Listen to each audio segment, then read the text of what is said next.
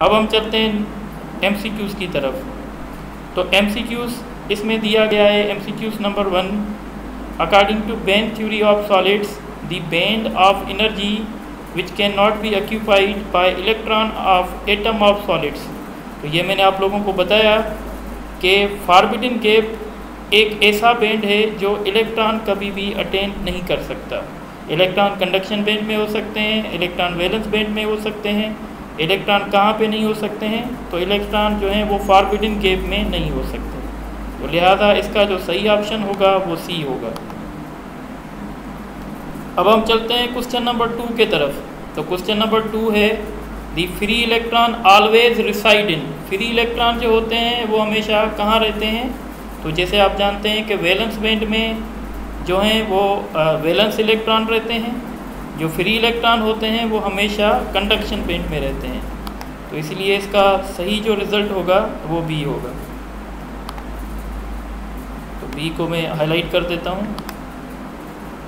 अच्छा, अब हम चलते हैं क्वेश्चन नंबर 3 पे। क्वेश्चन नंबर 3 पे है कि which of the following is correct for insulators. Insulators के लिए कौन सा स्टेटमेंट सही है? तो नंबर 1 है conduction band is completely empty. तो ये बिल्कुल सही है क्योंकि इंसुलेटर में फ्री इलेक्ट्रॉन नहीं होते हैं। Valence band is completely field. तो ये भी सही है क्योंकि सारे इलेक्ट्रॉन वैलेंस इलेक्ट्रॉन होते हैं। Forbidden gap is high. तो ये भी सही है। तो इसका मतलब है ये तीनों के तीनों ऑप्शन जो हैं वो सही है। तो लिहाजा इसका सही ऑप्शन होगा ई। ई को मैं हाईलाइट कर देता हूँ। अब हम चलते हैं क्वेश्चन नंबर 4 पे। तो क्वेश्चन नंबर 4 पे दिया गया है the study about structure and properties of solids. तो ये मैंने आप लोगों को डेफिनेशन बताई सॉलिड स्टेट फिज़िक्स की। तो ये सॉलिड स्टेट फिज़िक्स होगा और ये क्वेश्चन आपकी इंट्री टेस्ट में भी 1-2 मरतबा आ चुका है। तो आप थोड़ा सा इसको कंसीडर करें। अब हम चलते हैं क्वेश्चन नंबर 5 पे। क्वेश्चन नंबर 5 बहुत इंटरेस्टिंग क्वेश्चन है। At absolute temperature, at absolute zero temperature, यहाँ पे ज़ीरो होना चाहिए जो कि नहीं है। At absolute zero temperature the conduction band of semiconductor. तो जैसे मैंने आप लोगों को बताया कि 0 केल्विन पे सेमी कंडक्टर इंसुलेटर की तरह बिहेव करता है। अगर सेमी कंडक्टर इंसुलेटर की तरह बिहेव करेगा इसका मतलब है कंडक्शन बैंड जो है उसका एम्प्टी होगा। तो इसका ऑप्शन बी होगा। और अब हम चलते हैं क्वेश्चन नंबर 6 पे। तो क्वेश्चन नंबर 6 पे दिया गया है as the temperature of semiconductor increase its conductivity increase this is because of. तो सेमी कंडक्टर का जैसे हम टेम्परेचर इंक्रीज़ करेंगे तो क्या होगा?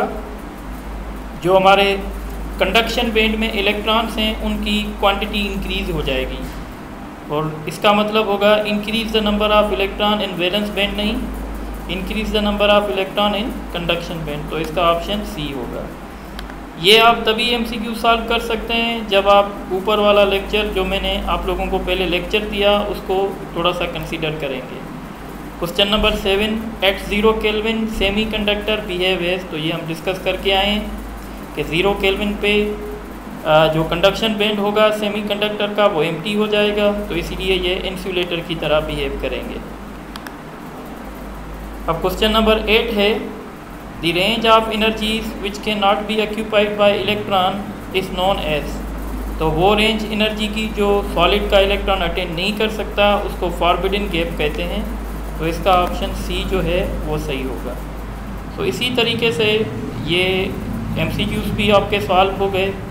तो इसी तरीके से आप ये जो मेरा लेक्चर है वो दूसरे स्टूडेंट के साथ शेयर करें और आप जो हमारा चैनल है फिज़िक्स का उसको आप जो है सब्सक्राइब भी करें। अगर आप सब्सक्राइब करेंगे तो कोई भी स्टूडेंट अगर उसको यानी सर्च करेगा तो YouTube हमें जो है उसकी फेवर दे देगा। तो फिर भी मैं आप लोगों को कहूँगा कि आप ये शेयर भी करें और ये जो है वो चैनल भी हमारा सब्सक्राइब करें। तो